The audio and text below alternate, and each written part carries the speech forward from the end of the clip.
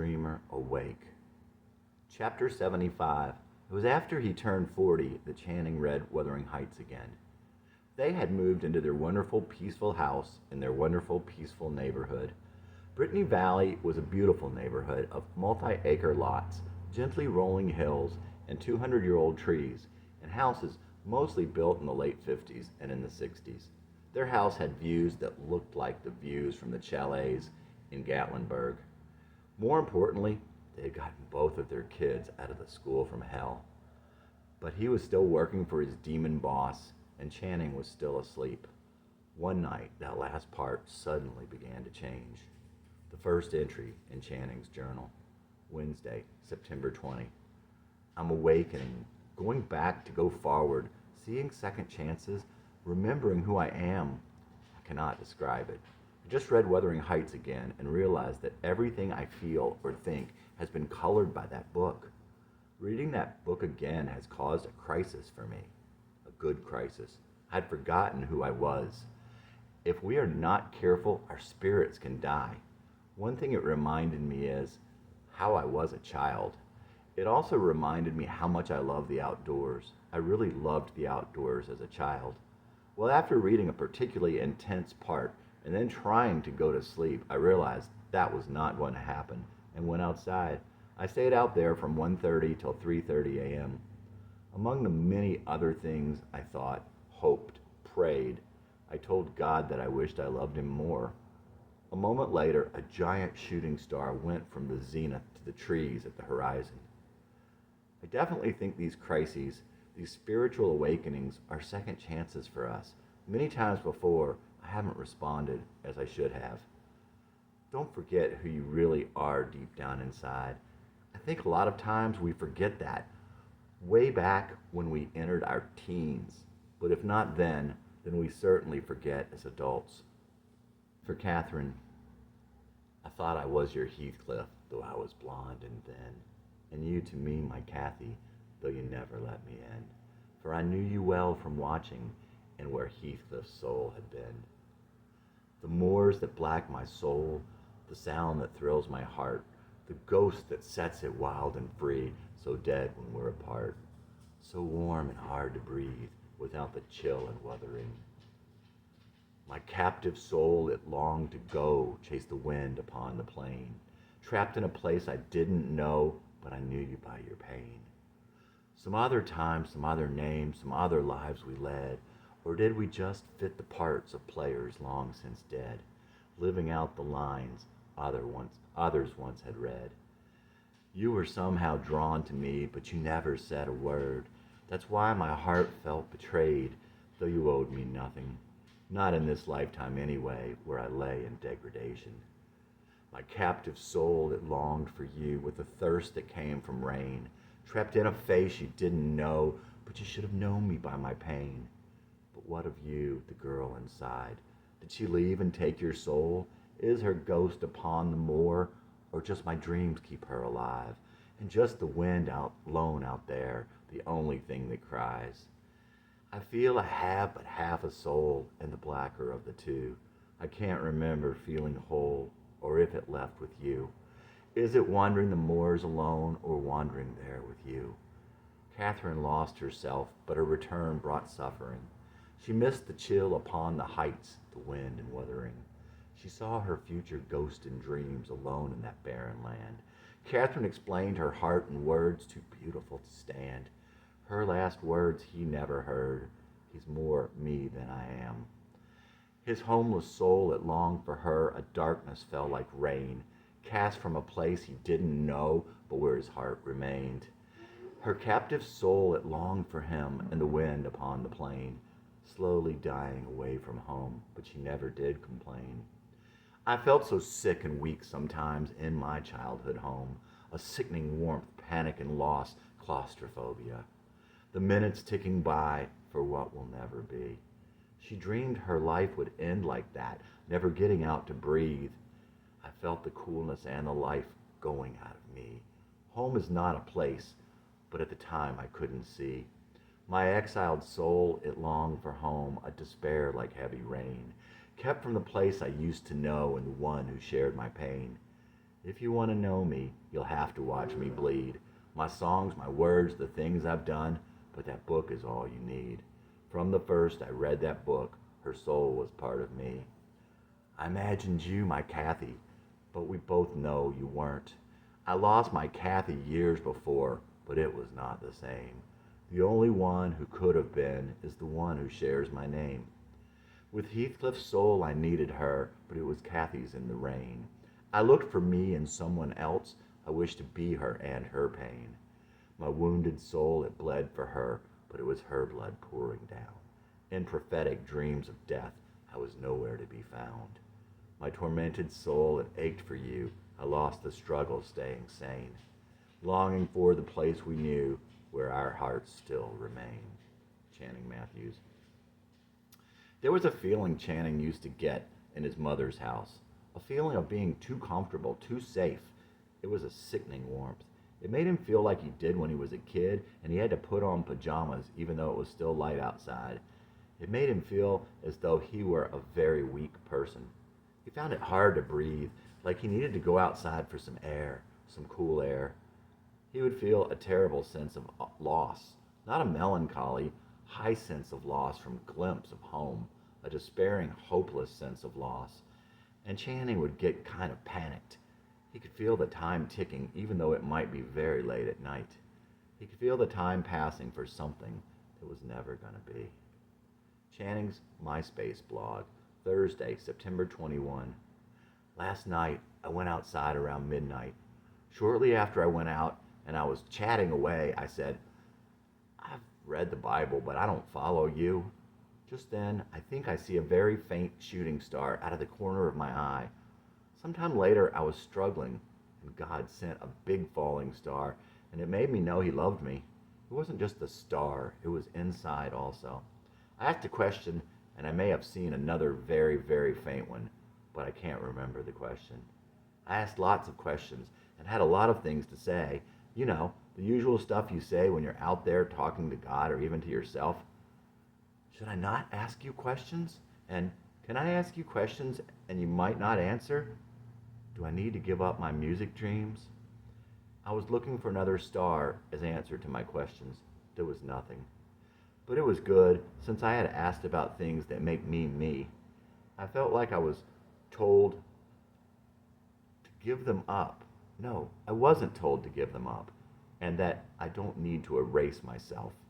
I was going to go in, and I said, help me pray like this to you always, and there was immediately another shooting star.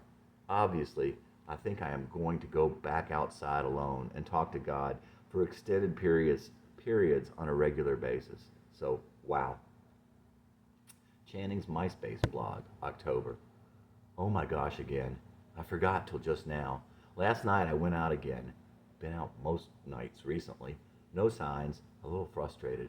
Well, I was thinking that it must be due to how far from God I was, or something similar, and of course I asked. Nothing. Well, as I was getting ready to open the door and go back in, I said, aloud of course, I'm not getting anywhere. Is that it? Immediately, a small shooting star. Channing's journal. As I said before, I don't understand apologists. Those who think that they should seek to prove God to those who don't believe. Proving God, proving Christ, I don't see the value. God doesn't need us to prove Him. He can do it most effectively from inside the individual. What I truly believe comes from inside of me, never from outside. Preaching has to get to why you need salvation, and it has to get to how you need to be saved, how your life could be changed utterly.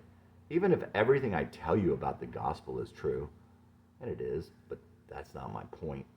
If it doesn't have an impact on your life, so what? And how can you believe someone else's miracles? I would not expect that you buy into my stories about the shooting stars. Or you may believe I saw them and that I gave you or you may believe I saw them and that I gave you an accurate rendering of what transpired, but you could still think it was all coincidence. Yes, God has changed my life, but that isn't transferable. The deal is that God will speak to you. Ask Him, God, if you're there, show me. I remember reading a short biography of Keith Green, And I remember him saying that he had said something quite similar. And of course, God answered him, and the rest of his life, of course, is history. Channing had begun to awaken the past fall when he read Wuthering Heights again, and when he would go out nightly to talk to God, but in spite of everything, he drifted off again. Jesse was trying to come back, but Channing still thought that was wrong. Channing tried to shut him out again. That December, he left Carissa and his demon boss behind, taking a job with the state of Tennessee. This turned out to be a great thing for him. Brett asked him, "What does Gallatin have to do with God's plan for you?" "I don't know. Sometimes, though, God is just about giving you shelter, the things you need. He sends his rain and his sunshine on the righteous and the wicked." Brett told him once about inner circle things, that sometimes we are driven toward position and accolades and membership in order to get closer to some inner circle in our minds. We feel that if we are with those people, we are okay, we have arrived, we are success. At one point, he wanted big jobs at CTI. He cared about his title at some point. At church, he was once the co-chair of the Committee on Committees. At one time, he was the secretary of a neighborhood homeowners association. He even considered getting on the board of directors at his credit union. He ran for city council in his little sixth-class city and was happy to have lost by 4 votes. He took pride in their house and in the neighborhoods they lived in. He now realized, those are all things that I could not care less about. But he was still trying somehow to be in that inner circle. Look at me. Back to Gallatin. He ended up writing a lot more songs on the drive back and forth, and he felt a lot more peace. And he needed time to let go of all the negative feelings pushed down inside of him. World passing by. The afternoon light, heavier now, sepia tones, frozen in time, no movement outside, in the world passing by. And still I drive on, like I know where I'm rolling, like I have a destination other than going. Thought I'd be a great man, but if that's not to be, I need to aim higher for the good man I'd be. I contain the stain of the greatest sin of all. I'm marked by my past and live with the fall. What will I do? Will I cave into me? Too paralyzed to breathe and too blind to see, let alone move, let alone leave behind the tomb that I built and tear down with time. Will I embrace grace from God all forlorn, who gave the stars and child and the gift of the thorn? Thought I'd be a great man, but if that's not to be, I need to aim higher for the good man I'd be. So cold in the face of your suffering children, I feel sorry for myself and do nothing for them. The reason you put me here, the thing that would free me, but I forget to feel. Too cold to be me. Thought I'd be a great man, but if that's not to be, I need to aim higher for the good man I'd be. The afternoon light, heavier now, sepia tones, frozen in time, no movement outside, in the world passing by.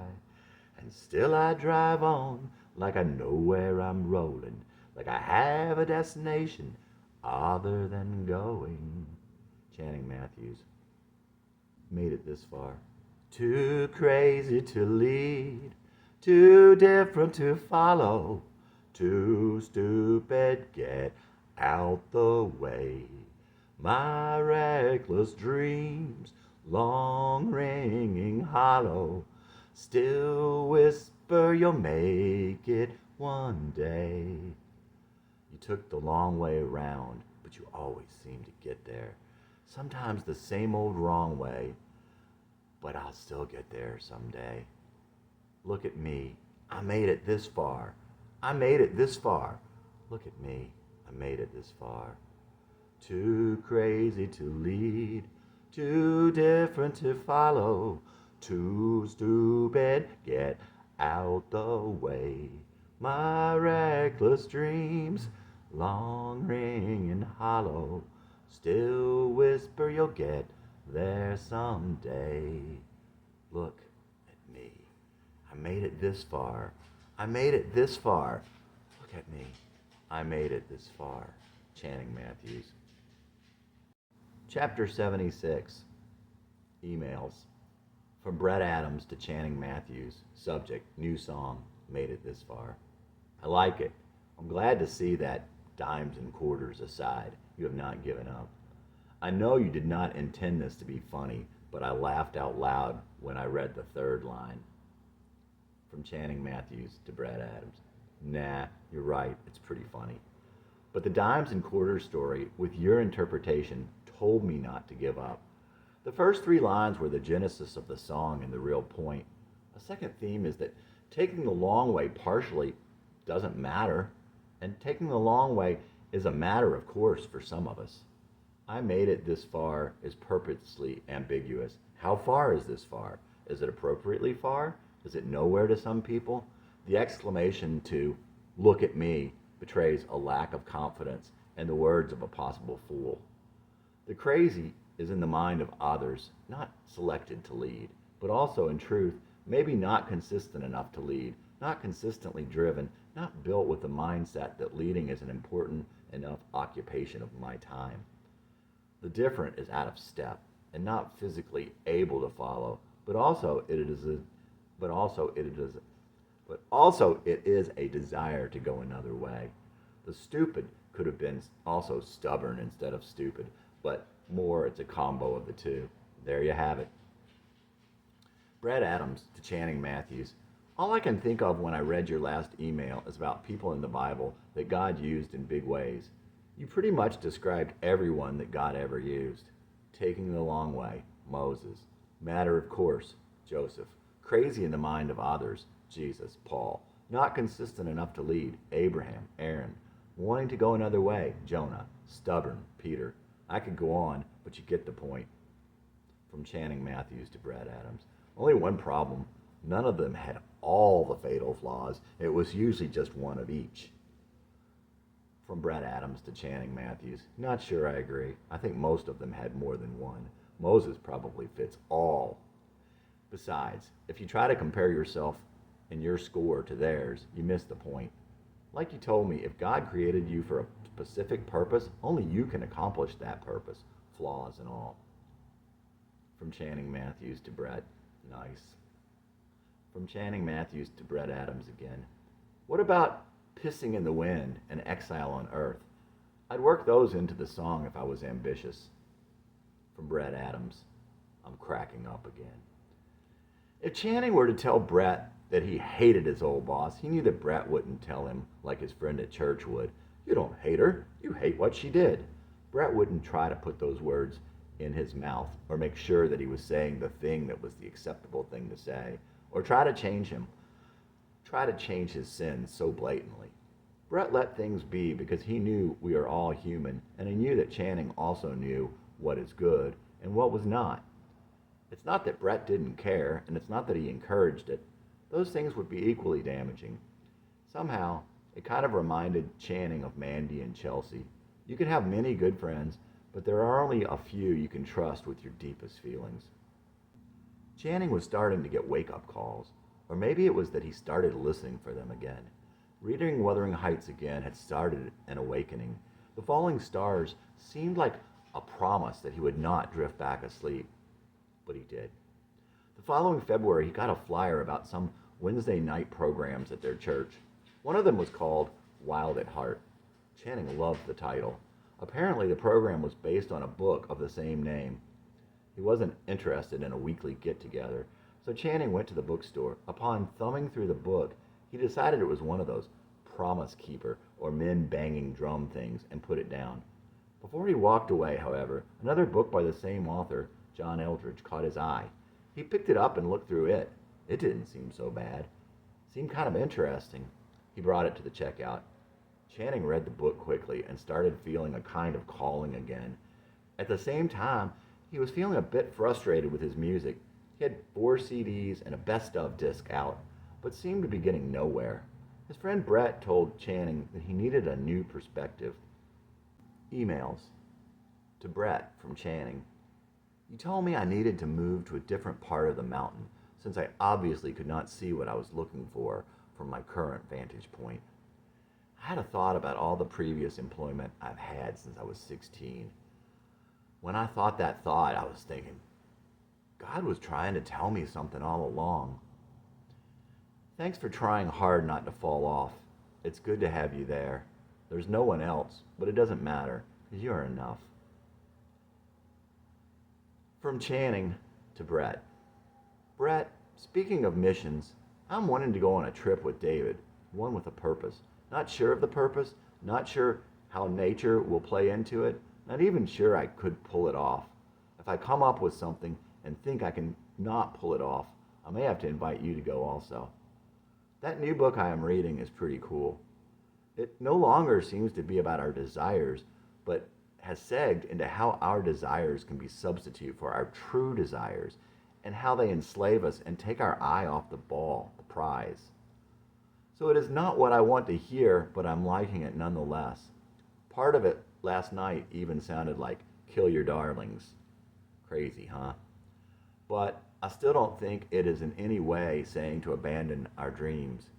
I had wanted to read the book to tell me how to fix myself, get justification for what I want to do, renew hope that I could do it, and tell me how to do it. On the other hand, I think it is mostly telling me what is wrong with me and pointing toward God and the kingdom.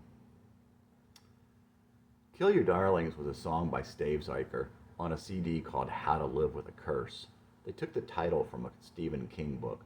Basically, the song is about how sometimes it is our darlings, the little crutches we can't give up, are what is actually holding us down. Channing could see how this could be the case in his life, reminded him of his life, in fact, and little things along the way, like that Christian school, jobs, money, security.